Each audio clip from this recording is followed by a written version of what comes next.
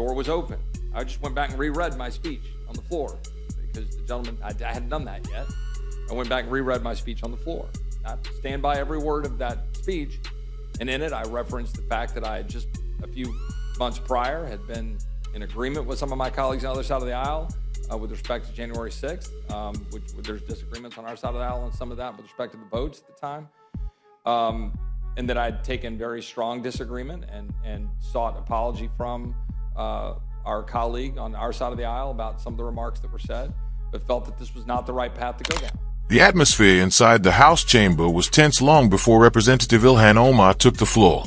As she began to speak, her tone was steady but filled with emotion, echoing through the packed room.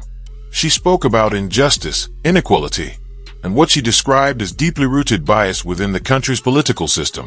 Her words carried weight, and for a brief moment, the chamber fell still, every ear tuned to her conviction. Yet beneath that calm presentation, many lawmakers sensed a familiar pattern, seeing her remarks as an attempt to deflect accountability for earlier controversial statements that had stirred debate across the aisle. Sitting silently among the crowd was Representative Chip Roy, watching closely. His expression gave little away, but the growing tension in the room was unmistakable. Every phrase Omar delivered seemed to tighten the atmosphere further, the unease spreading like a current through the chamber. The discussion that was meant to be routine began to feel far more significant, the kind of exchange that would be remembered long after the session ended. Lawmakers shifted in their seats, aware that the tone of the day was about to change. When Chip Roy finally rose to respond, the energy in the chamber transformed instantly. His voice was calm, measured, and deliberate, yet it commanded attention without the need for force. The room quieted almost immediately as he began to speak. Rather than matching emotion with emotion, Roy focused on clarity and composure. He questioned the intent behind Omar's remarks, suggesting that emotional appeals were being used to obscure a history of divisive rhetoric. To him, leadership was not about claiming hardship but about facing uncomfortable truths with integrity and accountability. Roy's rebuttal was sharp but controlled, dissecting Omar's points with precision. He referenced prior statements and moments that, in his view, had disrupted unity and strained diplomatic relationships. Each example was presented carefully, with facts rather than fury. His tone never rose, but the message was unmistakable. Leadership demands responsibility, not rhetoric. By the time he finished, the silence that followed was heavy, a clear sign that the debate had shifted from passion to principle. What had begun as a simple exchange had evolved into one of the most charged and defining confrontations in recent congressional memory. Thank you for holding this very important hearing. I'm no stranger to discrimination, hate speech, or threats of violence against my family and myself simply because of my identity. As a Black, visibly Muslim woman who came to this country as a refugee, I've dealt with racist, xenophobic, bigoted comments and threats all my life. As the debate intensified, Representative Ilhan Omar pushed back with renewed energy. Her voice rose with conviction as she turned her attention toward Chip Roy, challenging what she described as a system unwilling to truly hear or understand underrepresented voices. Every sentence carried emotion, a blend of frustration and determination, as she argued that those in power often overlook the struggles faced by many Americans outside the halls of government. But her tone soon sharpened, and her response took on a more personal edge. Omar accused Roy of representing the very establishment she believed had long ignored the concerns of everyday citizens. Her remarks drew audible reactions from across the chamber, a mixture of surprise, discomfort, and disbelief. For some, her words embodied raw honesty and courage. For others, they felt like an overstep that risked overshadowing her message. What was meant to highlight inequality began to sound like an attack, shifting the focus from policy to personality. In that instant, the chamber's composure cracked. Conversations erupted on both sides, and the atmosphere grew heated. Representative Roy rose again, calling for calm and respect for the chamber's decorum, while the speaker's gavel echoed loudly in a repeated attempt to restore order. Yet the tension had reached a boiling point, and control seemed just out of reach. What started as a debate over principles now appeared to unravel into open frustration and public discord. Reporters in the gallery quickly turned their attention to the unfolding scene, capturing every exchange and every reaction. Cameras clicked, pens moved rapidly, and the buzz of the moment filled the air. Supporters of Roy accused Omar of crossing a line that undermined congressional civility, while her allies insisted she was standing her ground against unfair criticism. The divide was sharp, the emotions real, and the stakes unmistakable. By now, the House floor felt charged with energy, unpredictable and volatile. Every lawmaker knew this confrontation would not fade quickly from public memory. It had become more than a political clash. It was a defining test of temperament, leadership, and restraint before the eyes of the entire nation. We've heard from my colleagues the reasons why the Representative Omar should be removed from this committee, but I feel like all the reasons have not just yet been stated, which is why I rise to add for the record. We've heard about the comments that were made regarding anti-Semitism and anti-Israeli views, but I rise to add to the record that as a member of the Foreign Affairs Committee, I've sat there and heard the representative actually spew anti-American rhetoric as well. I've been in that committee room where the representative equates Israel and the United States to Hamas and the Taliban. Absolutely unacceptable for a member of that committee. I've also heard the representative equate that it is the United States' fault that there is turmoil in Venezuela. When calm finally returned to the chamber, Representative Chip Roy rose to deliver what would soon be remembered as one of the most defining addresses of his career. The room was still, the air thick with anticipation.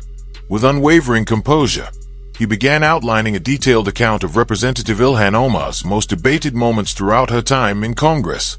One by one, he referenced instances that had sparked public controversy, carefully explaining that his remarks were not about background or identity, but about maintaining respect, truth, and a consistent moral standard within leadership. Roy's delivery was deliberate and steady, his tone measured but powerful. If we as leaders cannot hold ourselves to a higher standard, he stated firmly, how can we expect the American people to place their trust in us? The chamber hung on his words. His message wasn't shouted. It was methodical, sharpened by conviction. Every phrase landed with precision, cutting through the noise of partisanship and focusing attention on integrity above all else. As speech continued, even those who had entered the debate with divided loyalties began to take notice. Lawmakers shifted in their seats, some nodding in quiet agreement, others reflecting in silence. The atmosphere had changed. What had begun as a tense exchange had evolved into a sobering moment of accountability. By the time Roy concluded, the stillness in the room spoke louder than applause ever could. In the aftermath, the shift in energy was unmistakable. Members who had previously defended Omar's rhetoric began to step back, their support softening as private discussions unfolded across the chamber. The focus was no longer on political alliances but on preserving the credibility of the institution itself. Conversations turned serious, and whispers spread about whether this confrontation marked a turning point in how lawmakers conduct themselves before the nation. Behind closed doors, the mood was introspective. Some questioned whether Omar's approach to debate had finally crossed a threshold that could not easily be repaired. For years, she had faced criticism and managed to recover stronger each time, relying on her resilience and base of support. But this moment felt different, heavier, more consequential. The isolation around her was palpable, and even longtime allies seemed hesitant to intervene. The night ended not with resolution, but with reflection, and a growing awareness that the events of that day would leave a lasting mark on Congress and its standards of leadership. Myself and do, with all the remarks of the gentleman from South Carolina, I have very strong disagreement with a lot of the statements that Representative Omar has made. We've covered most of them. That some people did something is the one that really sticks in my craw pretty strongly. Raises a whole lot of flags for me.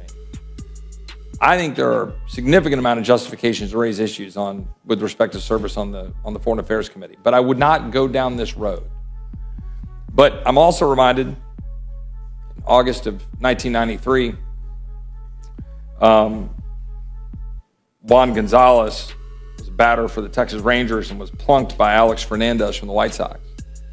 And just a little bit later, Robin Ventura came to the plate for the White Sox, and Nolan Ryan was on the mound.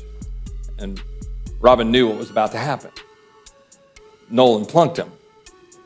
And then Robin Ventura charged the mound, and then Nolan Ryan beat the crud out of him on the mound. That's what happened. We all know that's what happened. Old school baseball. Nolan Ryan defined old school baseball. This is raw politics. That's what this is. When the doors opened, then there's a question, and you have to decide what you're going to do. We're not going to unilaterally disarm. Just not going to do it. I'm tired of that. It just is what it is. Guys took a shot at someone on our team, about statements I disagreed with and took very much to task. But I've got strong disagreements with Representative Omar. I would prefer, if it were just starting from scratch, I would not choose this path. I'd just say whatever stuff you all want to say. We'll say whatever stuff we want to say. Our manager will pick our team. Let's go battle it out in committee. That's what I would say. I would say that's the right place to be. But at this point in time, it is my considered judgment that, like Nolan Ryan, we've got to respond. And I'm just going to be blunt and honest about it. That's just my belief. I want to begin by acknowledging my colleague from South Carolina and expressing my respect for his perspective. However, I must also make it clear that I hold serious disagreements with many of the statements made by Representative Ilhan Omar. Over the years, several of her remarks have drawn concern, but one in particular, the phrase "some people did something," continues to trouble me deeply. That statement, in my view, raises serious questions about judgment and sensitivity, and I believe it warrants legitimate scrutiny, especially in the context of serving on the House Foreign Affairs Committee. That said, I would not choose the path currently being pursued. I think there are better ways to address these issues, ways that preserve the integrity of this institution without escalating political division. I'm reminded of a moment in sports history that captures this kind of tension perfectly. In August of 1993, Juan Gonzalez, playing for the Texas Rangers, was hit by a pitch from Alex Fernandez of the Chicago White Sox. Not long after, Robin Ventura came to bat for the White Sox while Nolan Ryan was on the mound for Texas. Everyone watching knew what was coming. Ryan hit Ventura, and Ventura charged the mound, only to find himself in a legendary brawl that left no doubt about who controlled the moment. It became one of those old-school baseball memories people never forget. Politics, at times, feels a lot like that. It's raw, it's combative, and when one side takes a shot, the other feels compelled to respond. That's where we are today.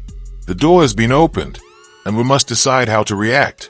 For too long, one side has been expected to hold back, to take the moral high ground while absorbing the blows. But there comes a point when restraint begins to look like weakness. And I, for one, believe that moment has arrived. To be candid, I have substantial disagreements with Representative Omar, and I've voiced them directly. I don't agree with the language she's used in the past, nor with the tone of some of her public statements. But even with those disagreements, if it were up to me, I would have preferred a different approach. In a perfect scenario, we would return to open debate in committee, where ideas and arguments could be tested fairly and publicly. That's where political battles should be fought, through discussion, not through division. Still, we cannot ignore the reality before us. When the rules of engagement change, when the line has been crossed, a response becomes necessary.